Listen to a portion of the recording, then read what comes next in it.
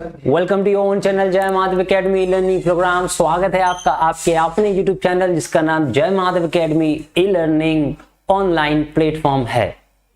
Last video हम लोगों ने पास्ट के ऊपर स्टार्ट करी थी, पास्ट टेंस के ऊपर। उसमें जो कि पास्ट इंडेफिनिट या प्रेजेंट इंडेफिनिट का यूजेस इंग्लिश में सबसे ज्यादा देखने को मिलता है। इंडेफिनिट स्पेशली पास्ट इंडेफिनिट और प्रेजेंट इंडेफिनिट की बात करें तो, और खासतौर से एक्टिव एंड पैसिव जनरली। तो ज्यादातर जो भी इंग्लिश राइटिंग की जाती है या हमारे जो स्पोकन वाले सेंटेंस हो गए तो 50% सेंटेंस आपको इसी टेंस से देखने को मिलेंगे। And that's why we take enough time to this channel, we give enough time to this tense. Sorry, मुंह से पता नहीं क्या क्या निकलने लगता है, जरा सा देर हो जाए तो इंसान बहकने लगता है। बहरहाल देखिए, शायरी हो गई। तो हम लोगों ने पास्ट टेंस की शुरुआत करी थी लास्ट टाइम, लास्ट 4 days अगो अगर हम बात करें। तो आज की इस वीडियो में हम लोग उसी पास्ट को कंटिन्यू करेंगे एंड आई होप कि उसको फिनिश भी कर सके। हो जाएगा तो अच्छी बात है, नहीं तो फिर हम लोग कल फ्यूचर की तरफ चलेंगे। ठीक, पास्ट टेंस ऑलरेडी यहां तक हम लोग पढ़ चुके थे, शायद जिसको कंफर्म ना हो देख ले, लास्ट वीडियो जरूर देख लिए वो जा करके। Use of simple past tense में to express action completed in the past, ये पढ़ लिया था।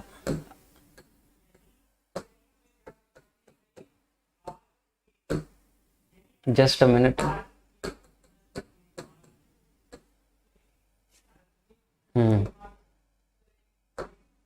ठीक, तो express habitual actions in the past and most important verb. अच्छा, इसके बारे में हमने अपने आप से ही बताया था। ठीक, यहां तक देख लेते हैं।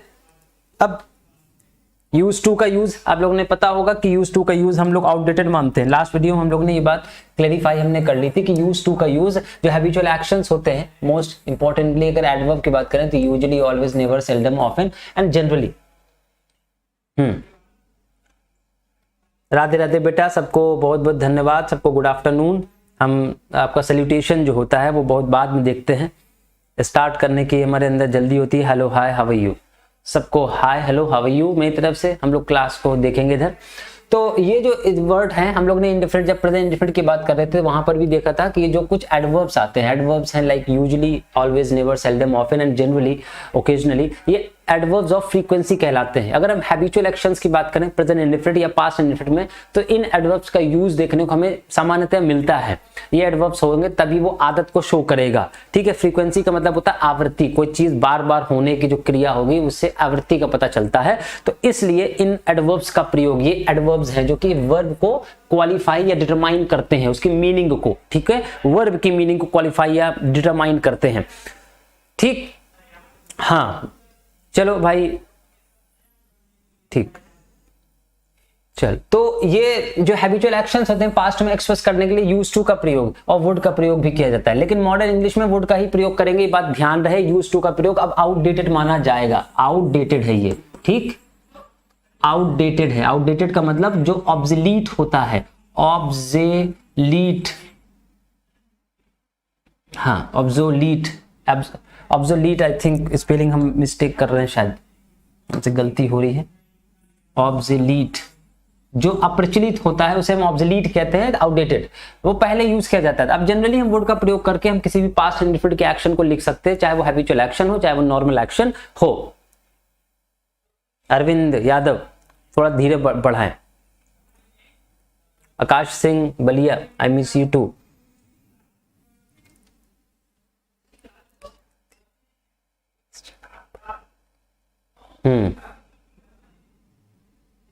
चले, तो उसके बाद express position in the past. Position की बात हो चुकी थी, हमने लास्ट वीडियो में बात करी थी कि अगर हमें पास्ट टेंस में हमारे पास कोई पोजीशन है, पोजीशन का मतलब ऑलरेडी हम बता चुके थे कि पोजीशन का मतलब होता है लाइक किसी चीज के कहीं पर हैव लगा हुआ है, कहीं पर ओन लगा हुआ है। इसकी चर्चा भी हमने लास्ट वीडियो में कर रखी है, वो वीडियो जरूर देख लीजिएगा, इसके बारे में बताया। To express two actions taking place simultaneously, इसका कोई खास यूज नहीं है। जब आपके सामने 2 एक्शंस आए एक साथ तब भी आप पास्ट इंडिफरेंट का यूज कर सकते हैं। इसका मतलब क्या होता है बेटा? साइमल्टेनियसली का मतलब होता है 2 एक्शंस एक साथ हो रहे हो एक समय पर, उसे साइमल्टेनियसली कहते हैं। भूतकाल में 2 कार्य यदि एक साथ संपन्न हुए हो तो इस टेंस का प्रयोग किया जा सकता है, जैसे while they dance we sang song, जब वो नाची हमने गाना गाया।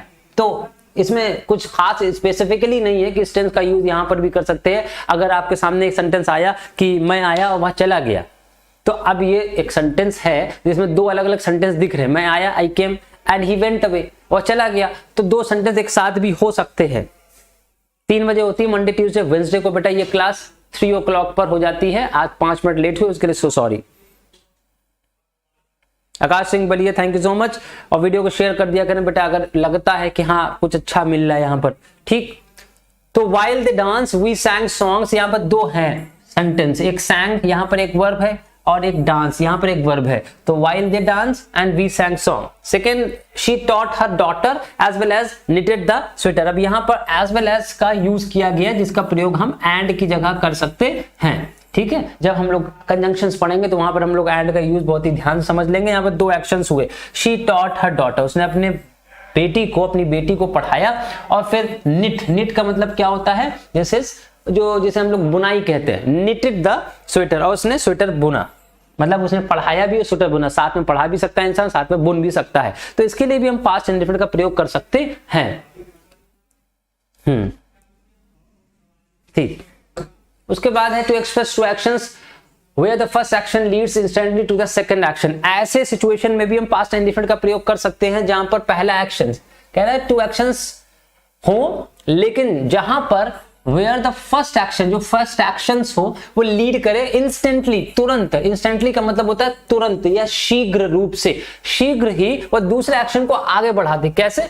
एग्जाम्पल है कि when he called me a rascal I hit him, जब उसने मुझे रास्कल बुलाया, मतलब बदतमीज, बेहुदा, हाँ जो गलत शब्द होते वो बुलाया, मैंने उसे दे दिया, उसको मैंने क्या किया, दे दिया। क्या दे दिया? चाप दिया। अब यह हिट का मतलब वैसे होता क्या है, मारना।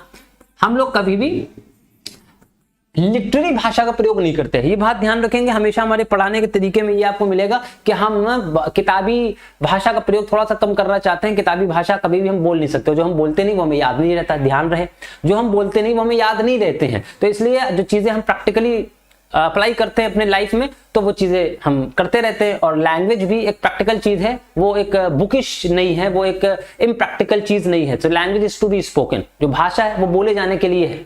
तो जिस तरह से हम बोलते हैं उसी तरह के सेंटेंस को हम अगर मेक करेंगे तो of course we will overcome this, हम इसको थोड़ा सा सीख सकते हैं। तो यहां पर हमने इसीलिए कह दिया मैंने उसे मारा नहीं, हम लोग कहते हैं क्या वो हमका रास्कल बुलाया तो हमको दे दिया एक ठो। अब हम लोग जनरली ये कहते हैं कि दे दिया। अब क्या दे दिया, सामने वाला समझ रहा है क्या दे दिया होगा, तो इसलिए वहां पर आपको इंग्लिश समझ लेना है कि दे दिया का मतलब आई गेव हिम नहीं लिखना है वहां पर। दे दिया का मतलब पीट दिया, पीट दिया का मतलब चाप दिया, चाप दिया का मतलब कंटाप दिया। तो अब इस तरह के शब्दों को जब हम प्रयोग करते हैं तो हम आपको मना नहीं कर सकते ना कि बेटा इस तरह के शब्दों का प्रयोग नहीं कर सकते। भाषा है और भाषा एक्सप्रेशन में जितनी अच्छी हो वो अच्छा है भाई। हम जिस लैंग्वेज में अपने आप को एक्सप्रेस कर सकते हैं वही होना ही चाहिए। हम लिटरेरी मतलब साहित्यिक भाषा का प्रयोग नहीं कर सकते एकदम, क्योंकि हमारे समाज में हर तरह के लोग रहते हैं, उनसे हमारा कम्युनिकेशन होता है। इन सारी चीजों को ध्यान में रखते हुए सर, हाँ सलोनी पाल, अच्छा ठीक है, स्लो बढ़ाते हैं बेटा आप चलो ठीक। तो जब 2 एक्शन एक साथ हों तो अगर एक एक्शन के तुरंत बाद दूसरा एक्शन आ जाए तो भी हम इस टेंस का प्रयोग कर सकते हैं। जैसे एग्जांपल में दिया है कि when he called me a rascal, जब उसने मुझे रास्कल बुलाया, पास्ट इंडिफिनिट है, बुलाया, called second form, I hit him, hit का सेकंड फॉर्म और थर्ड फॉर्म और फर्स्ट फॉर्म सेम रहता है, hit, ठीक है, दिस इज रेगुलर वर्ब।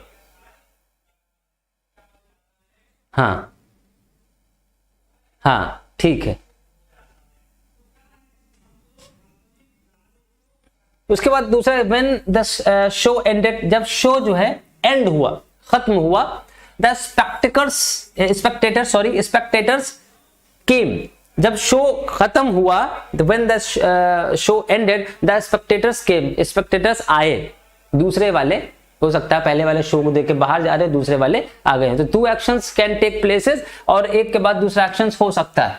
फिर है कि अगर टिल का प्रयोग, अनटिल का प्रयोग, एज सून का प्रयोग, बिफोर का प्रयोग सिंपल पास्ट टेंस में किया जाता तो इससे यह बोध होता है कि एक कार्य दूसरे कार्य के बाद संपन्न हुआ। ध्यान देने वाली बात है, इंपॉर्टेंट चीज है, कहीं पर आपको ये एडवर्ब्स देखने को मिल रहे हैं तो कहीं पर, हाँ सर थोड़ा थोड़ा हिंदी हिंदी बोलते हैं बेटा, हिंदी तो बोल ही रहे हैं, इंग्लिश इसलिए बोलते हैं ताकि वो जो हमने हिंदी बोली वो इंग्लिश में भी आप समझ सकें। तो आप क्या कह रहा है कि टिल, जो टिल वर्ड है, अगर कहीं पर अनटिल और टिल इसका मतलब तक के लिए होता है, एक निगेटिव सेंटेंस में प्रयोग किया जाएगा और एक पॉजिटिव सेंटेंस में। अब आप थोड़ा सा कॉमन सेंस लगा लीजिए, टिल का ऑपोजिट है और अन लग जाने पर कोई चीज निगेटिव हो जाती है ना। अनरिस्ट्रिक्टेड, आपने सुना होगा रिस्ट्रिक्टेड या अनरिस्ट्रिक्टेड, तो अन लग जाने पर ना, तो इसका मतलब ना का सेंस इसमें आ गया। तो ये आपका कहां यूज होगा, जहां पर पॉजिटिव सेंटेंस यूज किया जाए, और जहां पर टिल का यूज वहां पर नॉट का यूज साथ में किया जाएगा। जहां पर अनटिल का यूज वहां पर नॉट नहीं किया जाएगा यूज, क्योंकि ऑलरेडी अन लगा हुआ है। इन दोनों का ही अर्थ होता है तक के लिए। कैसे होगा अभी बता देंगे। एज सून एज, इसका मतलब होता है जैसे ही, और बिफोर का मतलब होता है पहले। अगर पास्ट इंडिफिनिट सेंटेंस में इनका प्रयोग हो रहा है तो इससे साफ साफ ये पता चलेगा कि एक एक्शन दूसरे एक्शन के बाद हुआ, या बाद वाला एक्शन पहले एक्शन के पहले हुआ, या जो भी आप एग्जाम्पल देख लें। तो as soon as we finished our lunch, जैसे ही हमने अपना लंच को फिनिश किया। यहां पर तो सिंपल समझ में आ रहा होगा कि एज सुन एज, जैसे ही हमने, वी फिनिश्ड, हमने खत्म किया, हमने संपन्न किया क्या, आवर लंच, आवर लंच, हमने अपना लंच को पूरा किया। सम गेस्ट्स अराइव, कुछ गेस्ट्स आ गए। तो ऊपर नियम कह रहा है कि जब till, until, as soon as, before, इनका प्रयोग सिंपल पास्ट टेंस में किया जाता है तो इससे यह बोध होता है, बोध का मतलब यह जानकारी मिलती है कि एक कार्य दूसरे कार्य के बाद संपन्न हुआ। एक काम दूसरे काम के बाद संपन्न हुआ, पहले काम हुआ उसके बाद दूसरा काम हुआ। अब यही देख लीजिए कि पहले काम हुआ लंच खत्म करने का और उसके बाद गेस्ट आने का। Second example, I waited for my friend, मैंने अपने फ्रेंड को वेट किया, मैंने अपने फ्रेंड का वेट किया, मैंने अपने दोस्त का वेट किया। टिल और अनटिल इट गॉट डार्क, अब यहां पर दोनों का प्रयोग किया गया है, बट ग्रामेटिकली दोनों का प्रयोग ना करते हुए आप एक का प्रयोग करेंगे। अब यहां पर आप लिख सकते हैं अनटिल इट गॉट डार्क, यहां पर टिल नहीं होना चाहिए। बोलने में आप बोल सकते हैं, स्पोकन करते समय आपसे इतना ग्रामर नहीं पूछा जाता, लेकिन लिखते समय आपको ध्यान रखना यहां पर अनटिल इट गॉट डार्क, मतलब इसका साफ निकल के आता है कि मैंने अपने मित्र की प्रतीक्षा रात होने तक की। अब इस तरह के सेंटेंस को बनाने के लिए आपको बहुत ध्यान से समझना है कि कहां पर टिल लगना है, कहां एज सून एज लगना है, कहां पर अनटिल लगना है, कौन सा टेंस यूज हुआ है। आप इसी सेंटेंस को ये भी लिख सकते थे कि मैंने अपने मित्र की प्रतीक्षा की जब तक कि रात नहीं हो गई। अब यहां पर हमने लिखा है मैंने अपने मित्र की प्रतीक्षा रात होने तक की। अब यहां पर हमने नहीं का यूज नहीं किया, यहां पर कहीं पर यह शब्द का प्रयोग हमने किया। अगर नहीं शब्द का प्रयोग नहीं हुआ तो वहां पर आप नॉट का प्रयोग ना करते हुए आप अनटिल का प्रयोग करिए और सेंटेंस अफर्मेटिव फॉर्म में लगाइए। इट गेट डार्क को इट गॉट डार्क लिखा गया, इट गॉट डार्क इसलिए क्योंकि पास्ट इंडेफिनिट में है। पास्ट इंडेफिनिट में वर्ब की सेकंड फॉर्म का प्रयोग होता है। रात होने को हम वहां पर इट गॉट डार्क ही लिखेंगे। डिफरेंस हमने बता दिया सोलोनी पाल बेटा। टिल का प्रयोग और अनटिल का प्रयोग दोनों का मतलब होता है तक, रात होने तक।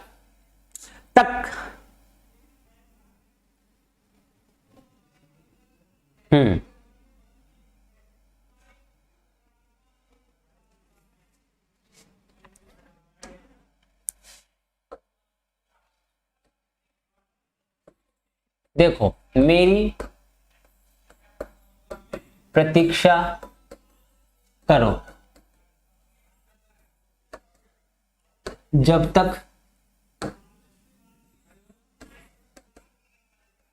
तक मैं ना आ जाऊं।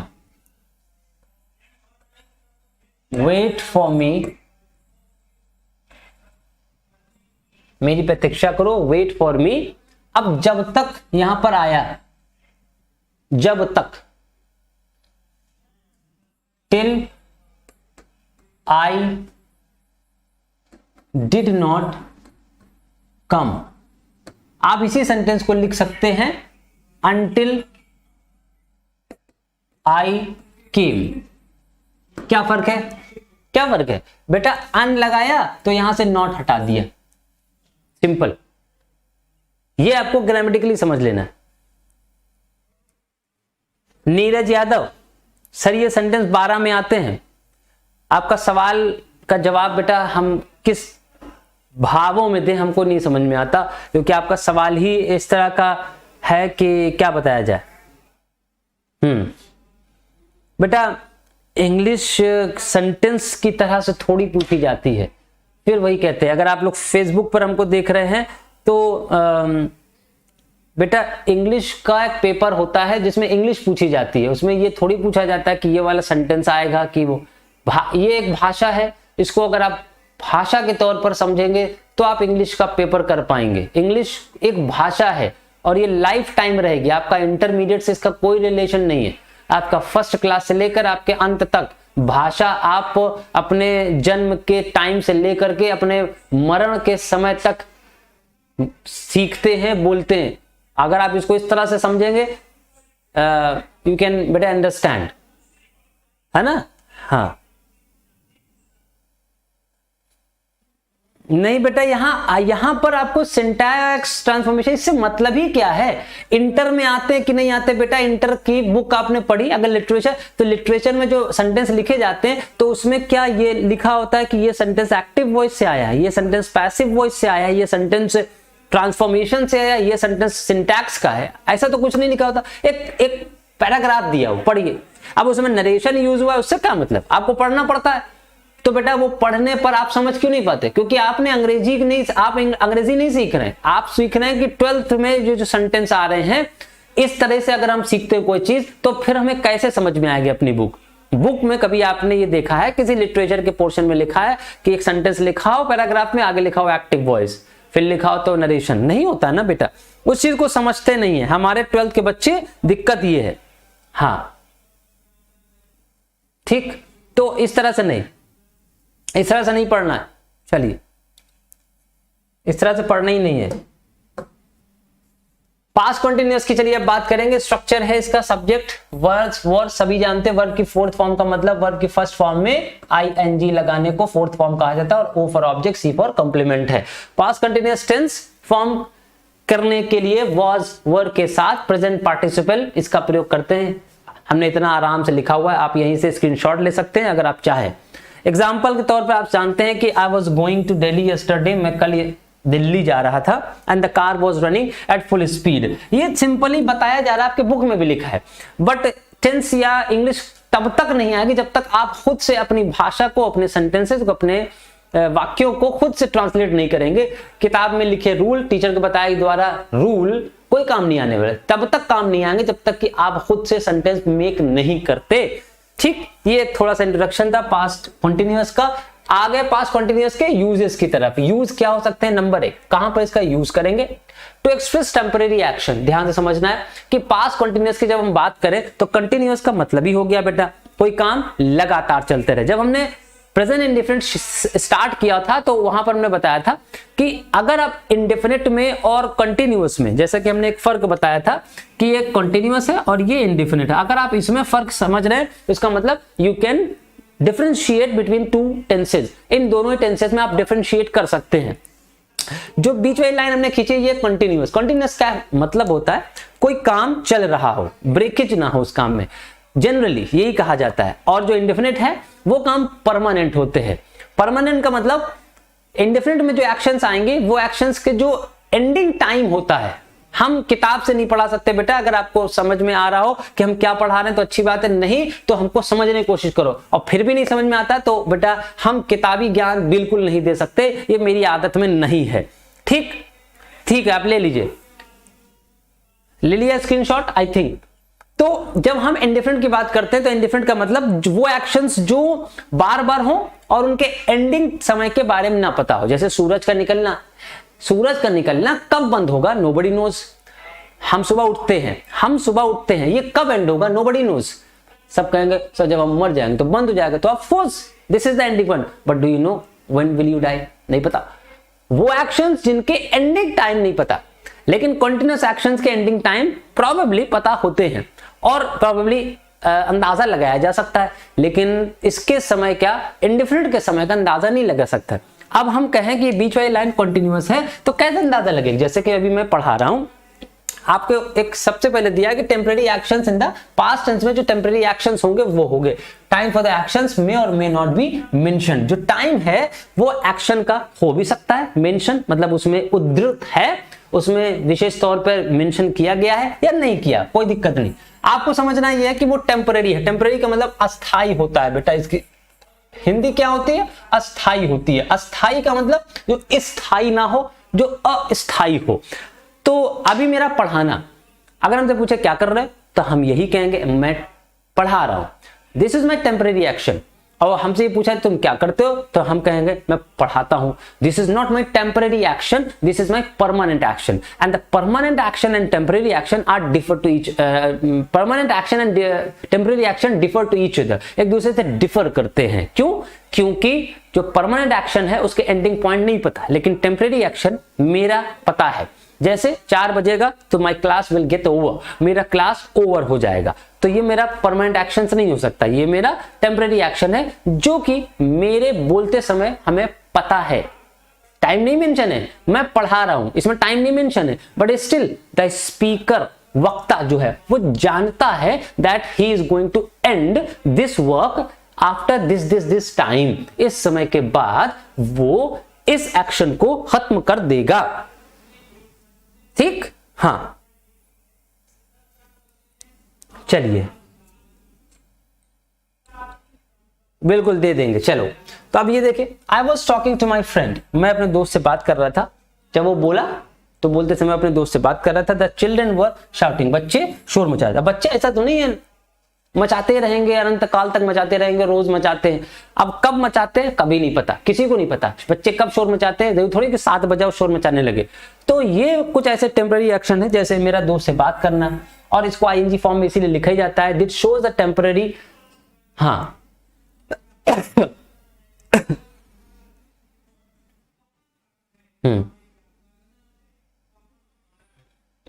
बेटा नीचे YouTube में जो नंबर दिया है आप उस पर जो है आप उसे कांटेक्ट कर लीजिए, आपको पता चल जाएगा कि विद्याकुल में कैसे आप ज्वाइन हो। आप बैच भी ले सकते हैं पूरा, जो वहां पर सिस्टमैटिक आपको असाइनमेंट, नोट्स और सारा स्टडी मटेरियल सब कुछ वहां मिल जाता है, डोंट वरी।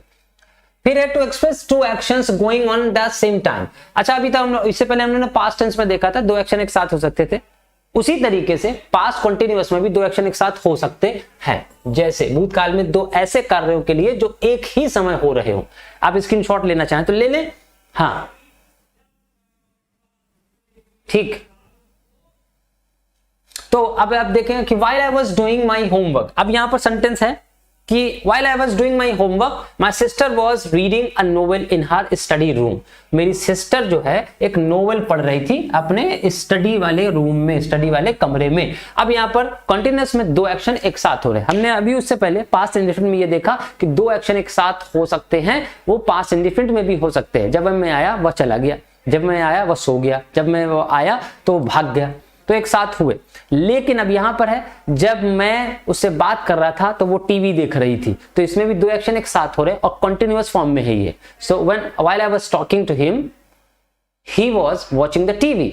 तो अब यहां पर 2 एक्शन है जो कि टेम्पररी एक्शन है, और टेम्पररी एक्शन किसमें? पास्ट कंटिन्यूअस में। यहां पर देख लें। सर कभी कभी साइड नहीं देते हो, नहीं ले पाते हैं। अच्छा ठीक है, साइड दे दिया भैया, ले लो। While Ratna was watching a picture, जब वो पिक्चर देख रही थी तो ऋतु was writing a letter, जब ऋतु लेटर लिख रही थी तो रत्ना उस टाइम पर पिक्चर देख रही थी। सिंपल है। उसके बाद to express actions repeated over a period of time in the past, कुछ ऐसे एक्शंस जो हैं to express actions repeated over a period of time. Hindi में समझ लीजिए कि इससे पता चलता है कि भूतकाल में जो कार्य करने की आदत थी, अर्थात कार्य लगातार जारी था। ऐसे सेंटेंस में ऑलवेज या ऑफन आदि एडवर्ब्स का, फ्रीक्वेंसी ऑफ एडवर्ब्स का प्रयोग करते हैं। ऐसे कंटिन्यूअस में एक्शन लिखे जा सकते हैं, चाहे वो प्रेजेंट कंटिन्यूअस हो या पास्ट कंटिन्यूअस हो।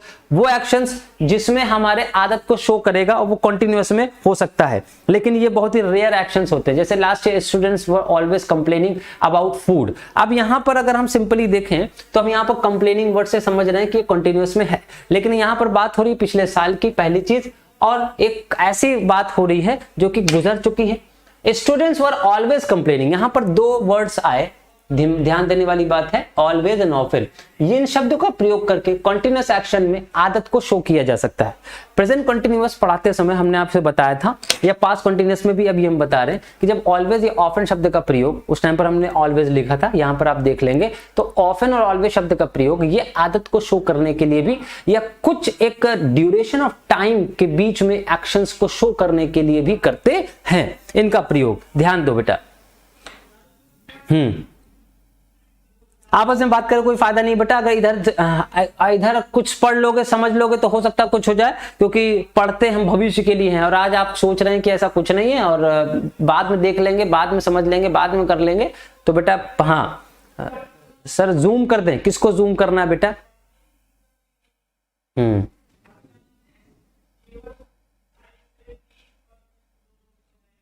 अच्छा चलो, तो हमने कहा ऑलवेज और इस जो ऑफन है इनका प्रयोग हम आदत को शो। अब यहां पर क्या है ना, पिछले साल बच्चे खाने के बारे में बहुत शिकायत कर रहे थे, ऑलवेज हमेशा करते थे। अब यहां पर जब ऑलवेज लिखा है बेटा, तो इसका ट्रांसलेशन जरा देख लो क्या बनकर आएगा कि पिछले साल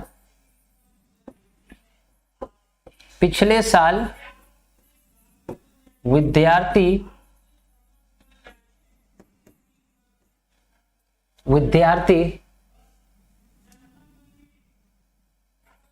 हमेशा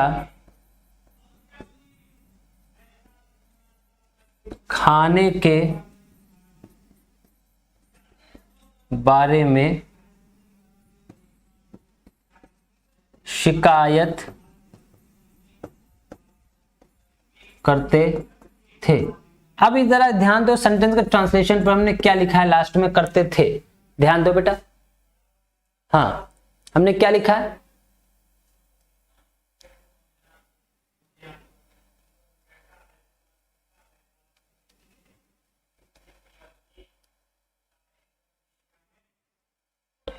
दिया ध्यान? पिछले साल विद्यार्थी हमेशा खाने के बारे में शिकायत करते थे। अब चूंकि यहां पर करते थे लिखा है, तो अब आप जनरली समझ लेंगे कि पास्ट इंडेफिनिट में सेंटेंस है। वेरी गुड, समझना भी चाहिए। लेकिन अब चूंकि यहां पर हमेशा एक शब्द आ गया, हमेशा, ठीक है, तो इस हमेशा शब्द की वजह से आप इस सेंटेंस को दूसरे तरीके से भी ट्रांसलेट कर सकते हैं, जो कि ट्रांसलेशन ये बना रखा हुआ है कि last year students were always complaining. अगर कहीं पर आदत को शो करने वाला सेंटेंस आया, हैबिचुअल एक्शन, तो हैबिचुअल एक्शन को हम जनरली पास्ट इंडेफिनिट में यूज कर सकते हैं, ट्रांसलेट कर सकते हैं, वी आर फ्री। लेकिन उसके अलावा we are also free to translate the same sentence in past continuous. हम पास्ट इंडेफिनिट वाले सेंटेंस को पास्ट कंटिन्यूअस में भी कर सकते हैं। We have freedom for this also. इसके लिए भी हम फ्री हैं। इस प्लेइंग का ट्रांसलेशन क्या होगा? खेल रहा है बेटा। इस प्लेइंग का ट्रांसलेशन क्या होगा बेटा? खेल रहा है।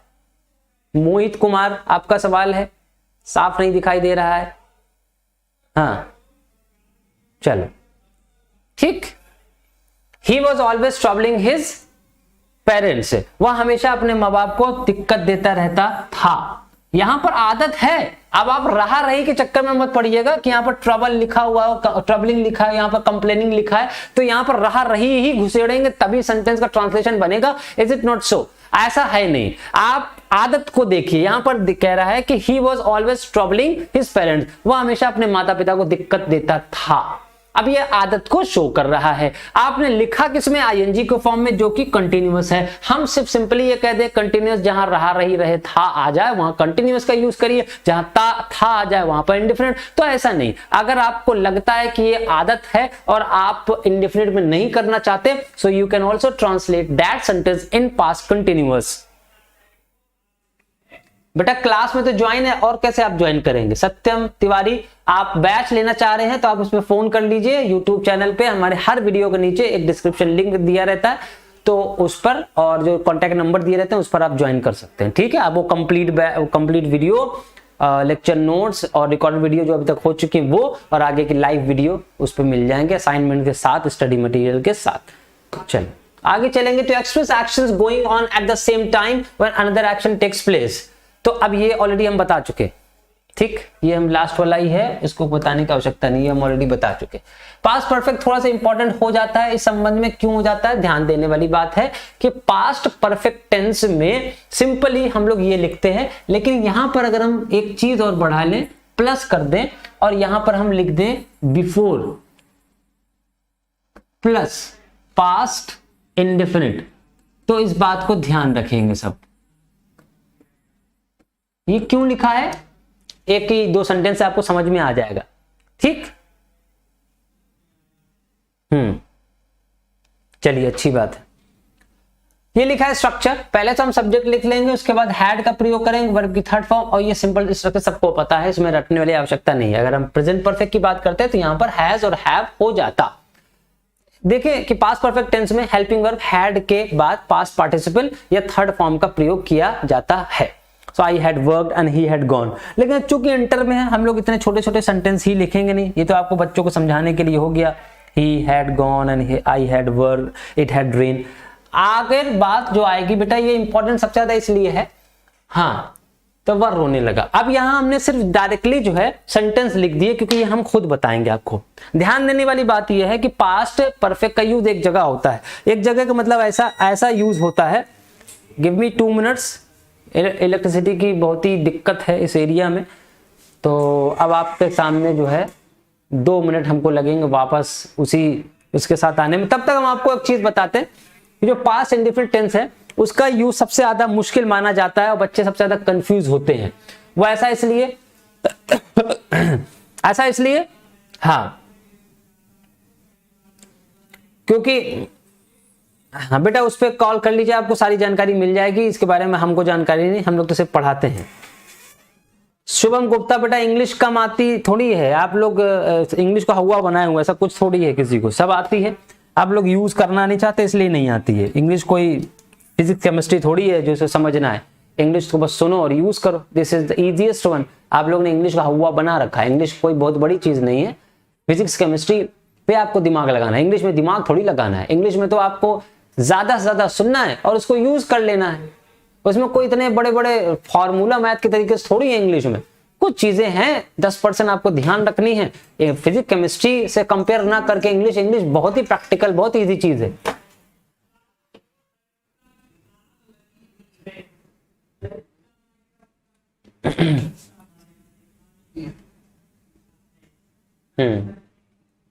ठीक है,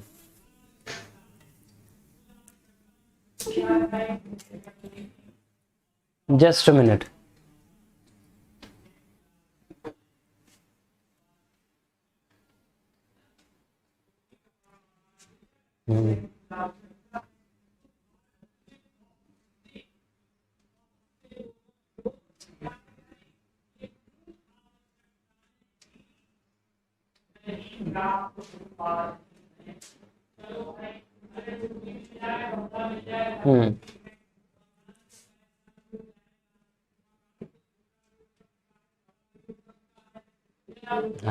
We were here, okay.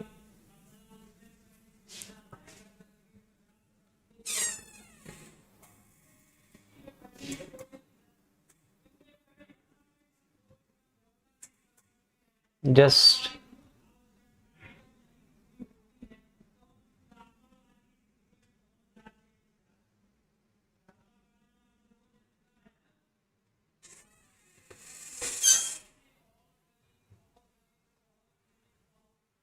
चले,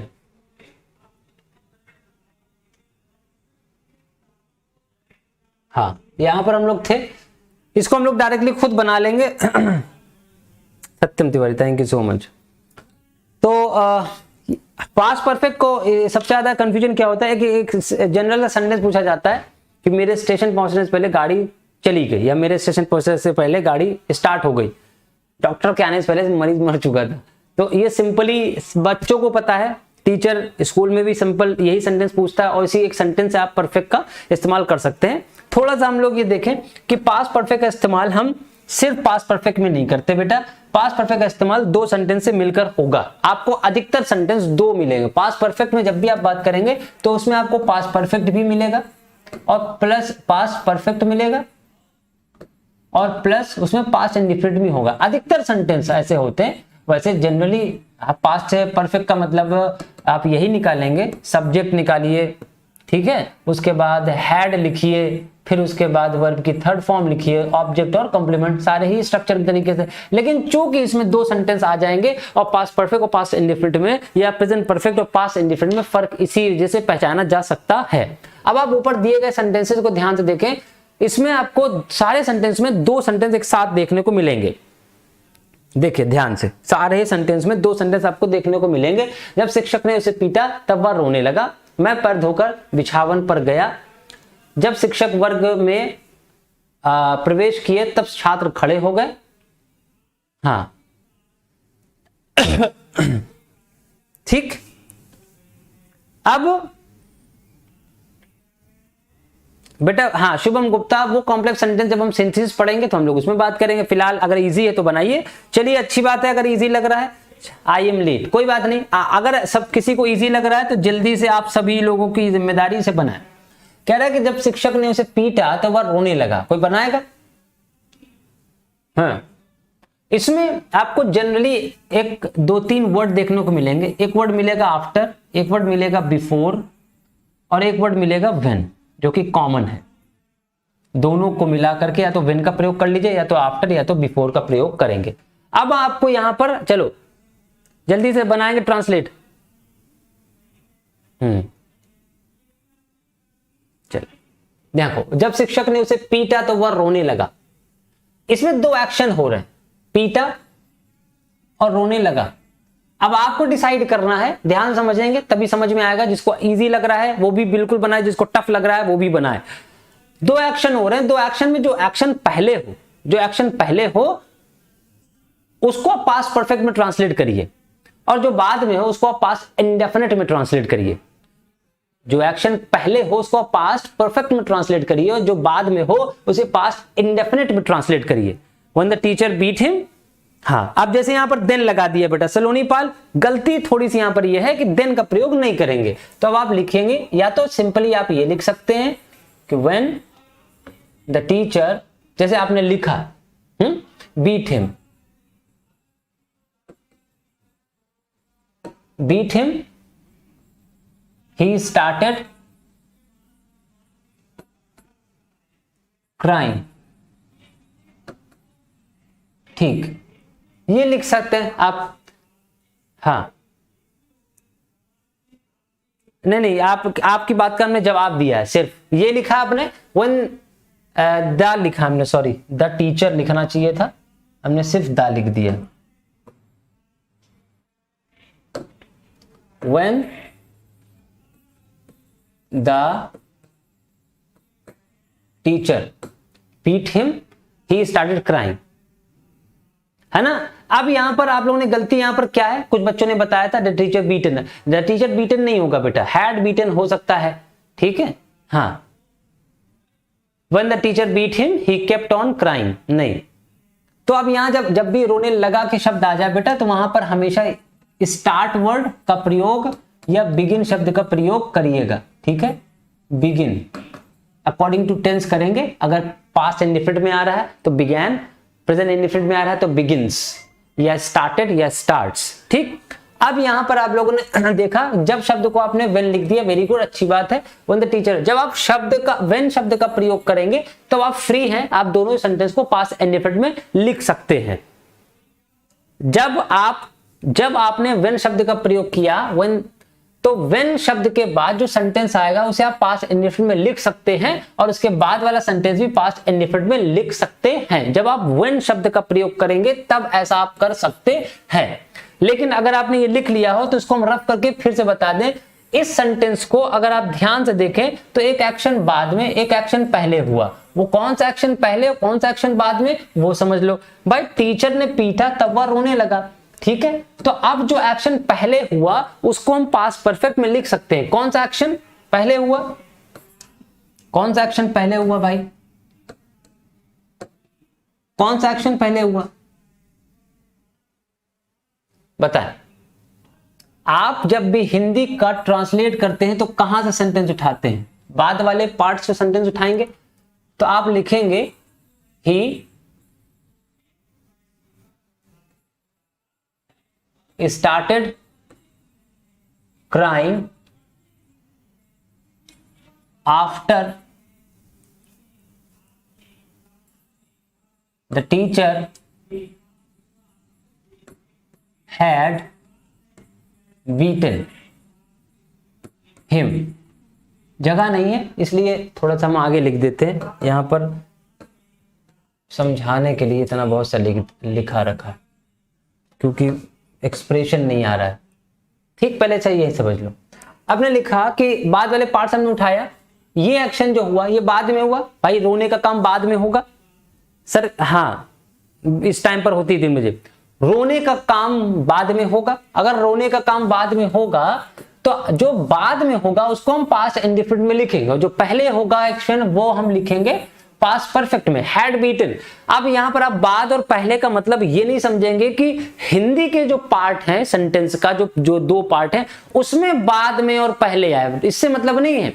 जो क्रिया चाहे वो इंग्लिश में हो चाहे वो हिंदी में हो, जो क्रिया पहले हुई उस क्रिया को हम पास्ट परफेक्ट में, और जो क्रिया बाद में उसे हम पास्ट इंडिफिनिट में रखेंगे। अगर आप इसी सेंटेंस को चाहें तो आप ये लिख सकते थे, इसके लिए आप फ्री थे, आप लिख सकते थे क्या लिखेंगे?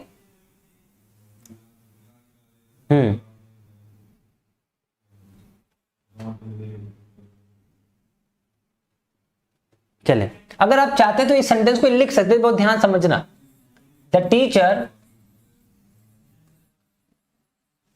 Had beaten him before he started crying.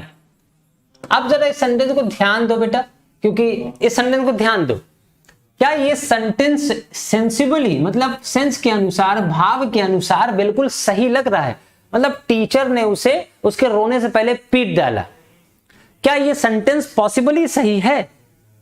हम जब हिंदी के सेंटेंस को ट्रांसलेट करें इंग्लिश में, तो हिंदी के सेंटेंस को ट्रांसलेशन करते समय उसकी कंडीशन को भी ध्यान रखना पड़ता है, उसके प्रभाव को भी ध्यान रखना पड़ता है। हमारे पास दोनों एक्शन हो सकते हैं, हम बिफोर शब्द का प्रयोग भी कर सकते हैं, हम आफ्टर शब्द का प्रयोग भी करेंगे। एक सिंपल सी चीज है, यदि आप पास्ट परफेक्ट लिखते समय आफ्टर शब्द का प्रयोग कर रहे हो तो आफ्टर शब्द का यूज करने के लिए कंडीशन यह है कि उसके पहले वाला जो सेंटेंस होगा वो पास्ट इंडेफिनिट में होगा और बाद वाला जो सेंटेंस होगा वो पास्ट परफेक्ट में होगा। लेकिन अगर आप आफ्टर की जगह बिफोर शब्द का प्रयोग कर रहे हैं तो बिफोर शब्द की कंडीशन यह है, इसके पहले वाला जो सेंटेंस होगा वो पास्ट परफेक्ट में होगा और इसका बाद वाला जो सेंटेंस होगा वो पास्ट इंडेफिनिट में होगा। और इसका उल्टा यहां पर पास्ट इंडेफिनिट होगा। क्योंकि ये बहुत ही टफ चीज है इसलिए थोड़ा सा हमें डिफाइन करने में टाइम लग रहा है, और यहां पर पास्ट परफेक्ट होगा। और चूंकि समय भी खत्म हो रहा है जिस वजह से मेरे ऊपर मेंटली प्रेशर बाहर से दिया जा रहा है, टाइम इज गेटिंग ओवर, तो इसको हम आज फिनिश नहीं कर पाए। आप सेंटेंस लिख लीजिए और इससे रिलेटेड जो आप सेंटेंस बना सकते हो बनाइए। कल की वीडियो जब हम आएंगे तो इसको ही कंटिन्यू करेंगे, फ्यूचर को, फिर उसके बाद हम कंटिन्यू कर देंगे, डोंट वरी। ठीक, हम इस सेंटेंस को, हाँ एक दो सेंटेंस को हम बता दे रहे हैं। जैसे पैर धोकर बिछावन पर गया। बिछावन क्या होता है बेटा? इस पे कोई बताएगा बिछावन क्या है? बिछावन मतलब बेड, बेडिंग्स जिसे कहते हैं। ठीक, अब इस सेंटेंस को हम ध्यान दें, पैर धोकर वह बिछावन पर गया। अब इस सेंटेंस को आप बड़ा करके भी लिख सकते हैं, सेंटेंस को आप छोटा करके भी लिख सकते हैं, आप इसे सिंथेसिस के फॉर्म में भी यूज कर सकते हैं, आप इसे पास्ट परफेक्ट के फॉर्म में भी यूज कर सकते हैं। जब आप पास्ट परफेक्ट के फॉर्म में यूज करेंगे तो वहां पर आफ्टर बिफोर का यूज करना पड़ेगा, जो कि आपका कॉम्प्लेक्स सेंटेंस बनकर आएगा। और अगर आप चाहेंगे तो सिंपल सेंटेंस बनाकर भी इसको यूज कर सकते हैं। ठीक, आप इसे चाहें तो ये भी लिख सकते हैं, हैविंग, पेन बहुत मोटा चल रहा है, आप क्या लिख सकते हैं? Having washed his feet he went to beddings. Beddings का मतलब बिछावन होता है। अब ये सिंपल सेंटेंस बनकर आया, सिंथेसिस के अकॉर्डिंग सिंपल सेंटेंस है। लेकिन चूंकि हम लोग पास्ट परफेक्ट की बात कर रहे हैं तो आप इसे पास्ट परफेक्ट के फॉर्म में कैसे लिखेंगे, इसको देख लीजिए। अगर आपने स्क्रीनशॉट नहीं लिया तो देख लो बेटा। सुहेल खान सर हमें बनाने नहीं आता, कोई नहीं, पास्ट परफेक्ट पढ़ोगे, हम सिखाएंगे। समय थोड़ा सा 1-2 मिनट बचा हमारे पास, इसी में हम पास्ट परफेक्ट इसको बना के दिखा देते हैं। सॉरी, इसको पास्ट परफेक्ट समझ लो बेटा। इसको पास्ट परफेक्ट कैसे, इसमें आप बताइए, इसमें 2 एक्शन हो रहे हैं, पैर धोना और जाना। इसमें जाएगा पहले कि पहले पैर धोएगा, आप बताएं। जाहिर है पहले पैर धोगा उसके बाद जाएगा, तो आप क्या इसको पास्ट परफेक्ट के अकॉर्डिंग बना सकते हैं?